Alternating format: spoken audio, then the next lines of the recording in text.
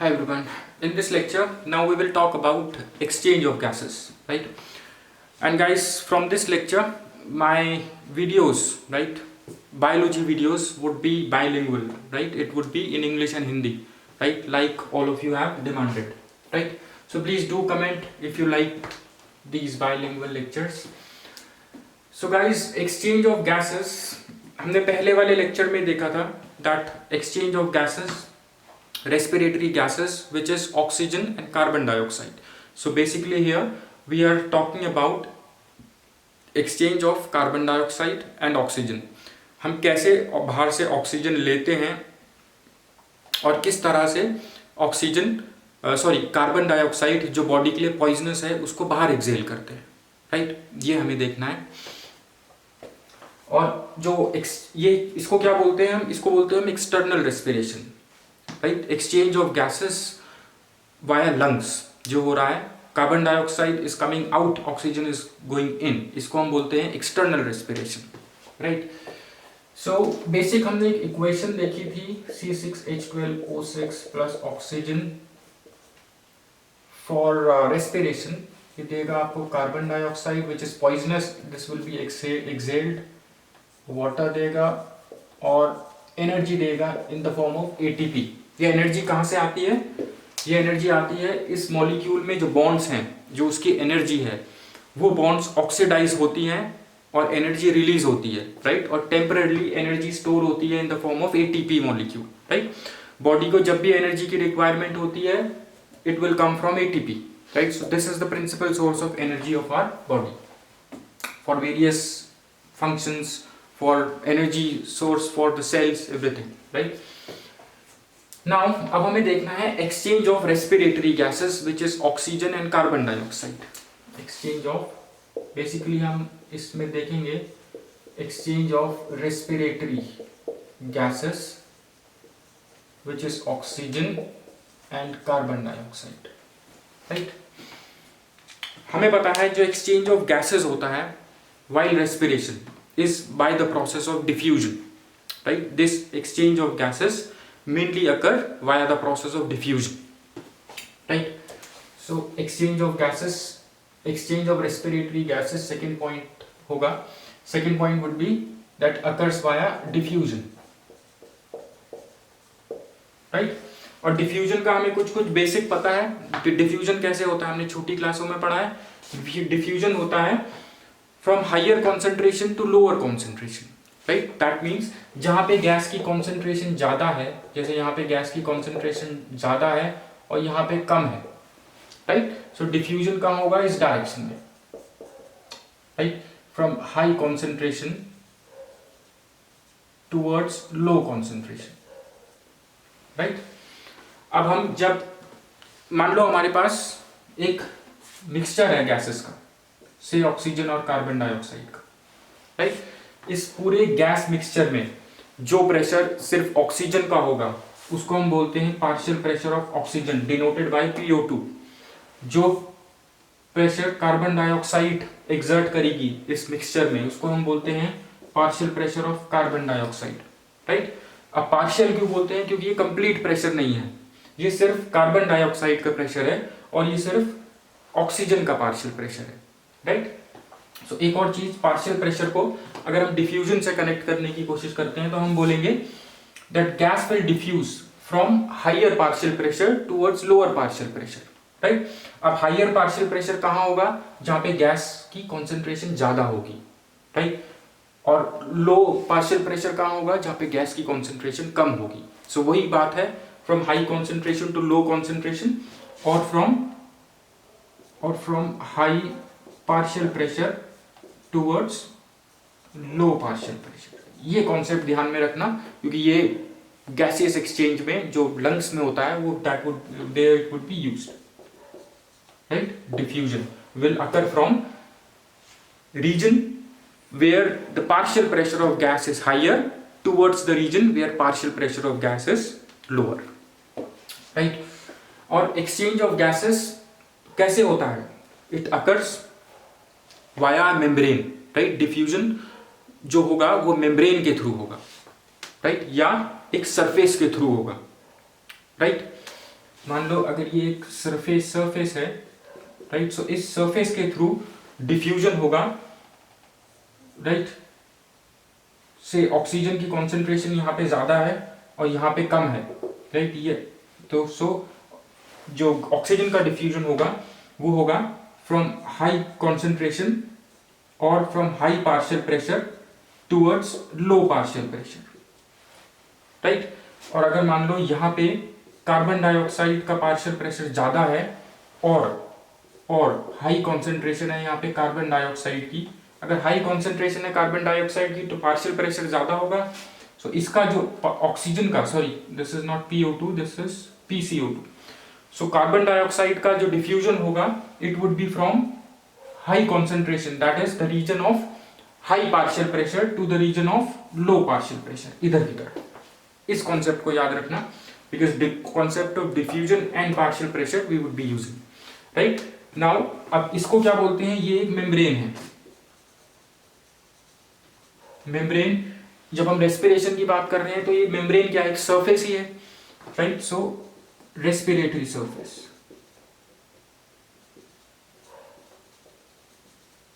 Right. सो जो gaseous exchange होगा इन दोनों गैसेस का, ऑक्सीजन का और कार्बन डाइऑक्साइड का, oxygen we inspire and carbon dioxide we give out, right, because it is poisonous, right. So ये जो एक्सचेंज हो रहा है गैस का, ये सरफेस के थ्रू हो रहा है इनसाइड आवर बॉडी, राइट, जिसको हम बोलते हैं रेस्पिरेटरी सरफेस।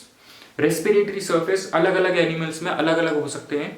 अगर हम फिशेस की बात करते हैं तो वहां पे रेस्पिरेटरी सरफेस होती हैं हमारे गिल्स, फिशेस के गिल्स, हमारे नहीं, हमारे गिल्स नहीं होते। और अगर हम बात करते हैं ह्यूमंस की, तो ह्यूमंस के जो रेस्पिरेटरी सरफेस है उसे हम बोलते हैं लंग्स, राइट। सो यहां पे हम क्या लिखेंगे, हम लिखेंगे that exchange of gases occur via diffusion, right, from a region of high partial pressure to a region of low partial pressure across a respiratory surface, right, which is lungs in case of humans and gills in case of fishes, right. So diffusion, exchange of gases, diffusion, sorry, let's write it down, exchange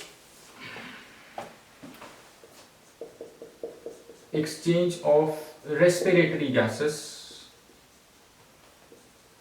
will occur via respiratory surface, right, like lungs or gills in case of fishes, right, from region of low partial pressure to, sorry, from region of high partial pressure to region of low partial pressure. Down arrow means low, right. अब respiratory surface किस तरह का होना चाहिए, right, क्योंकि ये जो gas exchange हो रहा है हमारी बॉडी में वो लंग्स के थ्रू हो रहा है, जो कि एक सरफेस है, रेस्पिरेटरी सरफेस। तो उसकी कुछ कैरेक्टरिस्टिक्स होती हैं। सबसे पहली चीज, सरफेस एरिया ज़्यादा होना चाहिए, क्योंकि हमें ऑक्सीजन चाहिए बॉडी के लिए। बिना ऑक्सीजन के वी डाई, राइट। क्यों? क्योंकि अगर ऑक्सीजन पूरी बॉडी सेल्स तक नहीं पहुंच पाई तो सेल्स मर जाएंगे, cells will die. Cells die, that means human person में ऑल्सो डाई और that part of the body में डाई। जैसे अगर हमारे ब्रेन सेल्स हैं, अगर हमें हमारे ब्रेन सेल्स को 2 या 3 मिनट तक भी ऑक्सीजन नहीं मिलेगा, सो ब्रेन सेल्स में die, then you may go in coma or something, right, some complex thing might occur. So oxygen पूरी बॉडी तक पहुंचनी बहुत जरूरी है और वहां से कार्बन डाइऑक्साइड बाहर निकलनी बहुत जरूरी है, राइट। ये होता है via the respiratory surface. So respiratory surface का सरफेस एरिया जितना ज्यादा होगा, जितना बड़ा होगा, उतना ही तेजी से और अच्छी तरह गैस एक्सचेंज होगा, राइट। दूसरी चीज, respiratory surface should be thin, ताकि गैसेस इजिली डिफ्यूज हो जाए एक डायरेक्शन से दूसरी डायरेक्शन में। तीसरी चीज, जो रेस्पिरेटरी सरफेस है, हमारा respiratory surface should permit oxygen and carbon dioxide to diffuse, right. Respiratory surface ऐसा भी हो सकता है कि कुछ गैसेस को परमिट ना करे, right. So respiratory surface should allow oxygen and carbon dioxide to diffuse, right? And respiratory surface should be moist, right? It should be moist because in presence of moisture जो gas diffusion होता है वो अच्छी तरह से होता है, right? और एक और चीज, जो हमारा रेस्पिरेटरी सरफेस है वो डायरेक्टली या इनडायरेक्टली सोर्स ऑफ ऑक्सीजन जो है, जहाँ से ऑक्सीजन आ रही है उसके कांटेक्ट में होना चाहिए। जैसे हमारे जो लंग्स हैं, हम अगर अपने रेस्पिरेटरी सिस्टम की बात करें, ये via respiratory tract, right? Respiratory tract क्या है? जिस रास्ते से ऑक्सीजन आ रही है और कार्बन डाइऑक्साइड बाहर निकल रही है। Through this respiratory tract lungs are in direct contact with air, which is the source of oxygen, right? So let's write it down. Respiratory surface should have large surface area, should be thin, right, so that gases can easily move out, right? It should permit oxygen and CO2 to move, right? Fourth is should be moist because in presence of moisture diffusion अच्छी तरह होगा। Fifth is should be in direct or indirect contact with air, with source of oxygen, right? Which is source of oxygen हमारे लिए air है, fishes के लिए या aquatic animals के लिए वाटर है, पानी है, क्योंकि because water contains dissolved oxygen due to which these aquatic animals survive, right? तो ये सब चीजें होनी चाहिए। अब अगर हम अपने रेस्पिरेटरी सरफेस की बात करें, स्ट्रक्चर में हमने पढ़ा था, ये ट्रैकिया है, ट्रैकिया लंग्स के अंदर जाता है, it will divide into bronchi. Now this bronchi will further divide, right? It will further divide into terminal and it will further divide into secondary and tertiary bronchioles, right? And these bronchioles, right, will further these bronchioles will have these air sacs which are alveoli, which are microscopic structure of lungs. So the lungs, जो हमारे lungs हैं वो छोटे alveoli में divided है, right? और हमारे जो alveoli हैं वो एक लंग में अराउंड 300 मिलियन एल्वियोलाई हैं, राइट? और जो ये गैस एक्सचेंज होता है वो एक्चुअल में इन छोटे स्ट्रक्चर्स के अंदर ही होता है, राइट? इस तरीके के इन छोटे स्ट्रक्चर्स के अंदर होता है जिनको हम एल्वियोलाई बोलते हैं, राइट? और ये जो स्ट्रक्चर है, राइट, ये स्ट्रक्चर जो है it has all these characteristics, right? जो एल्वियोलाई है, एल्वियोलाई की मेम्ब्रेन बहुत थिन है, right? And it allows oxygen and carbon dioxide to move across, right? और जो हमारे लंग्स हैं, राइट, उनका सरफेस एरिया, ये पहला वाला पॉइंट, बहुत ज़्यादा है, हमारी बॉडी से भी ज़्यादा है। कैसे? हमारी बॉडी के अंदर है लंग्स, सरफेस एरिया बॉडी से कैसे ज़्यादा है?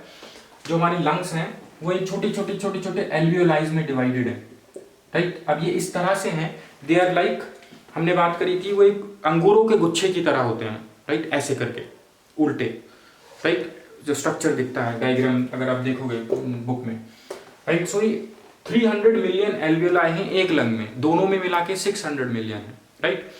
अब अगर हम इन एल्वियोलाई को एक शीट की तरह बिछा दें तो इसका जो सरफेस एरिया होगा वो हमारी बॉडी से भी बहुत ज़्यादा होगा, राइट? सो आप इमेजिन कर सकते हैं सरफेस एरिया कितना ज़्यादा है, राइट? अब सरफेस एरिया बहुत ज़्यादा है लंग्स में, सो ऑक्सीजन और कार्बन डाइऑक्साइड का एक्सचेंज बहुत अच्छी तरह से हो जाता है। ऑक्सीजन बहुत सारी अंदर आ जाएगी, सारे सेल्स तक पहुंच जाएगी, और कार्बन डाइऑक्साइड जो पॉइजनस है, जो बहुत हार्मफुल है बॉडी के लिए, वो बाहर निकल जाएगी जल्दी से, ठीक है? अब जो मेन साइट है हमारी, जहाँ पे गैस एक्सचेंज होता है वो इस एल्वियोलाई के अंदर होता है, राइट? चलिए देखें कैसे। अगर ये हमारा एल्वियोलाई है, राइट, अगर ये एल्वियोलाई है, गैस एक्सचेंज मतलब ऑक्सीजन जब बाहर से हम इंस्पायर करते हैं, सांस लेते हैं, तो ये लंग्स में पहुंचती है, और लंग्स में एक्चुअल में एक्सचेंज कहाँ हो रहा है गैस का? ये एल्वियोलाई में हो रहा है, राइट? ऐसे करके गैस आएगी, ऑक्सीजन आएगी बाहर से, राइट। और एल्वियोलाई के थ्रू ही कार्बन डाइऑक्साइड बाहर जाती है, राइट। इसको हम बोलते हैं एक्सटर्नल रेस्पिरेशन। ये जो एक्सचेंज ऑफ गैसेस है, इसको हम बोलते हैं एक्सचेंज ऑफ गैसेस जो लंग्स में हो रहा है, इसको हम बोलते हैं एक्सटर्नल रेस्पिरेशन, राइट। अब अगर हम बात करें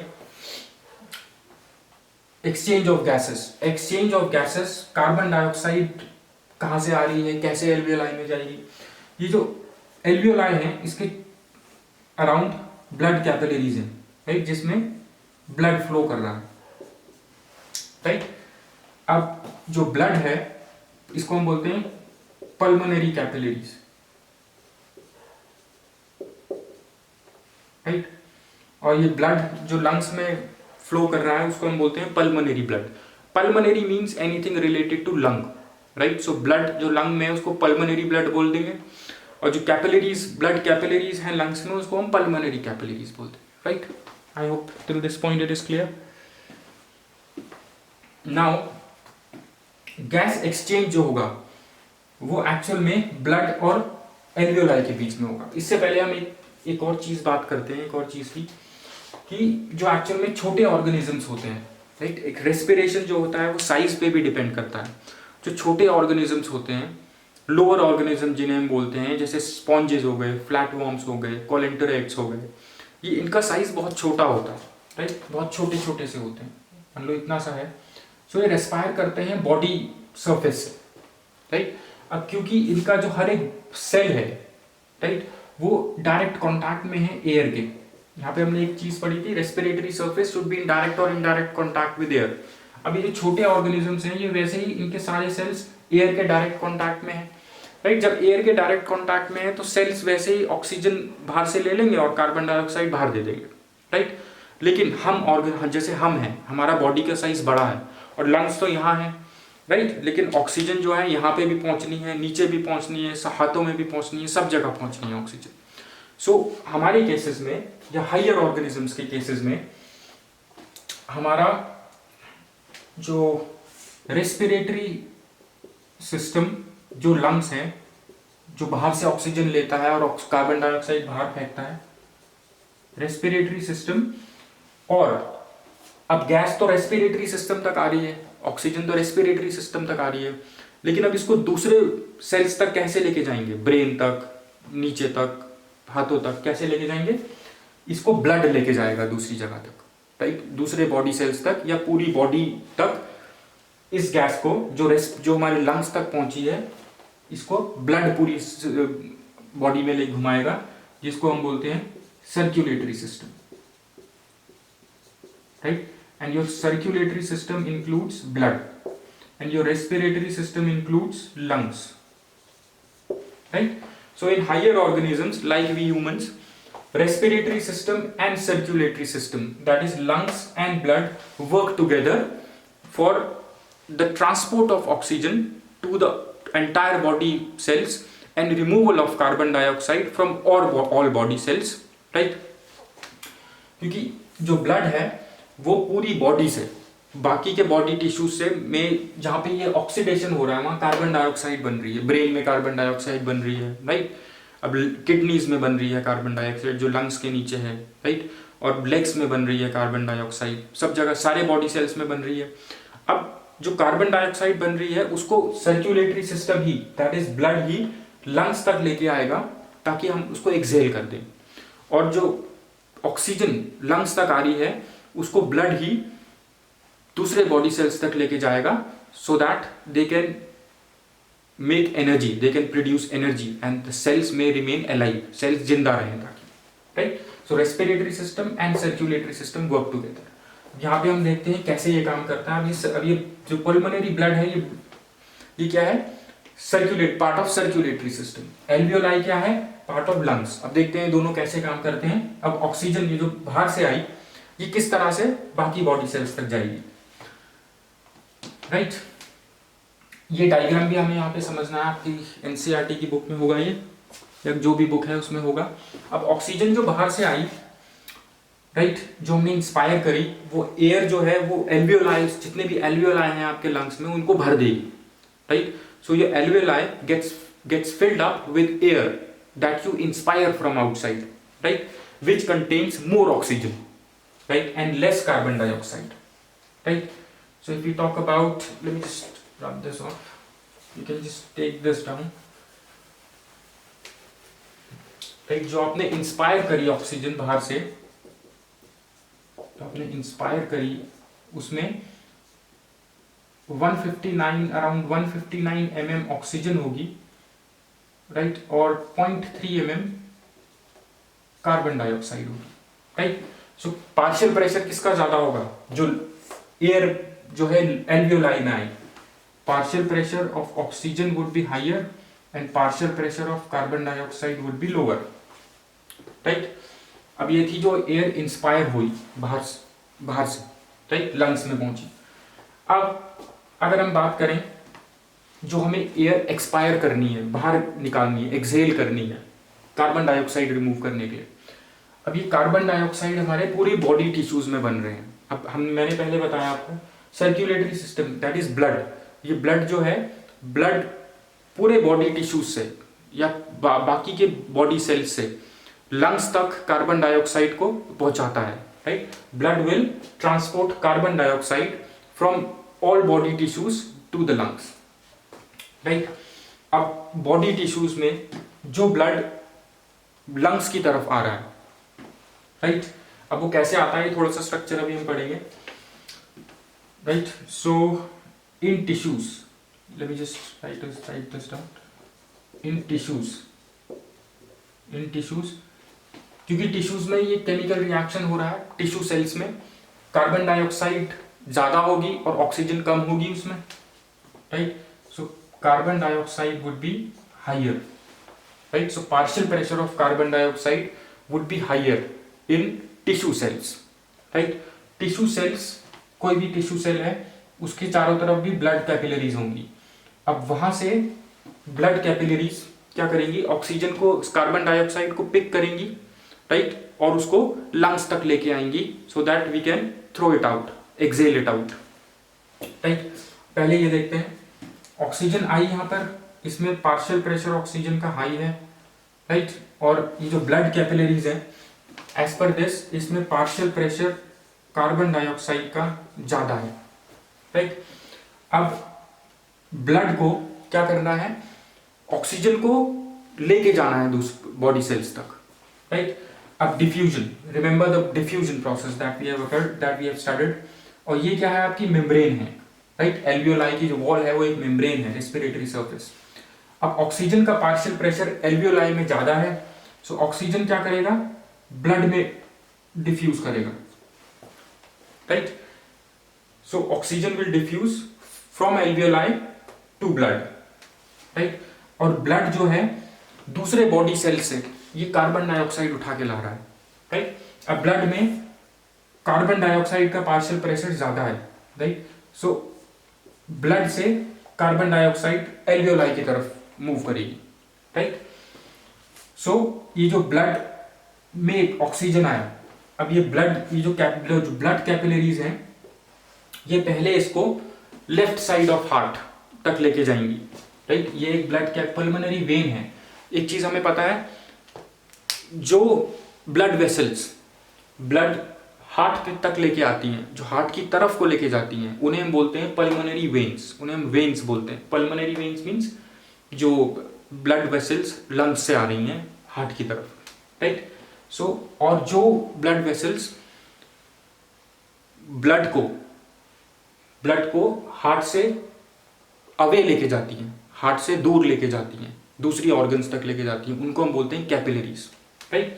अब ये क्या है, ये एक पल्मोनरी वेन है। अगर अब जब ये ऑक्सीजन एल्वियोलाई से उठाएगी, ये पल्मोनरी वेन है, ये पहले इसको हार्ट पे लेके जाएगी। हार्ट पे क्यों लेके जाएगी, क्योंकि हमारी बॉडी में जो पूरा ब्लड फ्लो कर रहा है, इतने हाई प्रेशर से जो फ्लो कर रहा है, वो हार्ट ही उसको पंप कर रहा है, राइट। इसलिए ब्लड को जो जिसमें ऑक्सीजन है, जो ऑक्सीजन यहां से उठाया गया है एल्वियोलाई से, उसको पूरी बॉडी सेल्स तक पहुंचाने के लिए उसको हमें प्रेशर से पंप करना पड़ेगा, राइट। और प्रेशर से कौन सी ऑर्गन पंप कर सकती है, वो है आपकी हार्ट, राइट। सो हार्ट के लेफ्ट साइड में आएगा पल्मोनरी वेन, इस ब्लड को जो ऑक्सीजनेटेड ब्लड है, यहां पे हम इसको बोलेंगे ये ब्लड क्या हो रहा है, ऑक्सीजनेटेड,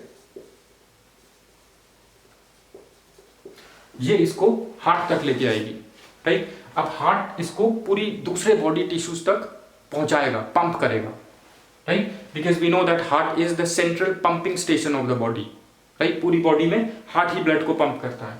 और ये सिस्टमिक आर्टरीज जो है, अब ये क्या करेगी, ये आर्टरी है जो ब्लड को, जो वेन इस तक लेके आई है, ऑक्सीजनेटेड ब्लड जो हार्ट तक लेके आई है, ये हार्ट अब इसको थ्रू दीज आर्टरीज दूसरे बॉडी सेल्स तक पंप करेगा या दूसरे बॉडी टिश्यूज तक पंप करेगा, भेजेगा, राइट। सो इस तरह से ब्लड हार्ट से दूसरे बॉडी ऑर्गन्स तक पहुंचता है या दूसरे बॉडी टिश्यूज तक पहुंचता है। अब ये सिस्टम, ये जो आर्टरी है, ये इसको मान लो इन बॉडी टिश्यूज तक लेके आई। अब इस बॉडी टिश्यू में क्या हो रहा है, ये ऑक्सीडेशन हो रहा है। सो यहाँ पे क्या है, कार्बन डाइऑक्साइड बन रही है, राइट। कार्बन डाइऑक्साइड बन रही है, पार्शियल प्रेशर कार्बन डाइऑक्साइड का क्या है, ज्यादा है, राइट। अब देखिए यहाँ पे क्या हो गया है, partial pressure of carbon dioxide is high, right, and partial pressure of oxygen is low. अब ये जो ब्लड आ रहा है हार्ट से, जो पहले कहां से आया था, ये हमारे एल्वियोलाई से आ रहा था, लंग्स से आ रहा था, इसमें ऑक्सीजन ज्यादा है या ऑक्सीजनेटेड है, राइट। सो यहाँ पे पार्शियल प्रेशर ऑक्सीजन का हाई है, राइट, और कार्बन डाइऑक्साइड का लो है, राइट। अब डिफ्यूजन होगा फिर से between blood and your body tissues, right. अब किस तरह से होगा, अब यहाँ पे इन ब्लड वेसल्स में ऑक्सीजन ज्यादा है, टिश्यूज में ऑक्सीजन कम है, राइट। सो ऑक्सीजन सारे टिश्यूज को इस तरह से ट्रांसपोर्ट होगा। अब टिश्यूज में क्या ज्यादा है, टिश्यूज में आपका कार्बन डाइऑक्साइड ज्यादा है और ब्लड में कार्बन डाइऑक्साइड कम है। अब डिफ्यूजन कहां से होता है, from high partial pressure to low partial pressure. अब जो कार्बन डाइऑक्साइड है वो इस तरह से ऑपोजिट डायरेक्शन में डिफ्यूज करेगा, that is from tissues to these arteries, right. और जब ये आर्टरीज, अब ये जो वेन है, अब ये क्या हो गई, ये वेन अब ये हार्ट तक जा रही है, राइट। जैसे पहले ये हार्ट तक आ रही थी ऑक्सीजनेटेड ब्लड लेके, अब ये देखिए ये क्या हुआ है, जो इन वेन्स, इट्स इन आर्टरीज, पहले ऑक्सीजनेटेड ब्लड था, अब वो उसने ऑक्सीजनेटेड ब्लड इन टिश्यूज को दे दिया है और टिश्यूज से कार्बन डाइऑक्साइड उठा लिया है। अब जब ऑक्सीजन उसमें से रिमूव हो गया है, सो ब्लड में ऑक्सीजन नहीं है, उसको हम बोलते हैं deoxygenated blood, deoxygenated blood. That means अब ये वेन डीऑक्सीजनेटेड ब्लड हार्ट तक लेके जाएगी और हार्ट इसको वापस लंग्स पे पंप कर देगा थ्रू दिस पुल्मोनरी आर्टरी।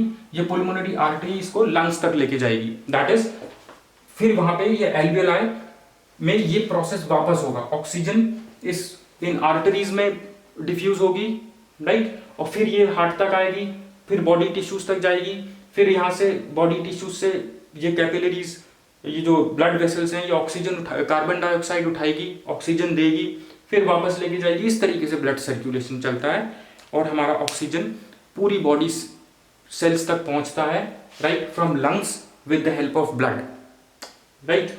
और कार्बन डाइऑक्साइड हमारे पूरी बॉडी टिश्यूज से रिमूव होता है वाया ब्लड, और ये ब्लड इसको हार्ट तक लेके जाता है डीऑक्सीजनेटेड ब्लड को, और ये इसको वापस लंग्स तक लेके जाता है फॉर रीऑक्सीजनेशन, राइट। यहाँ पे जब ये ब्लड वापस जाएगा, ये ब्लड फिर से ऑक्सीजनेट होगा, दैट इज रीऑक्सीजनेशन होगा ब्लड का, राइट।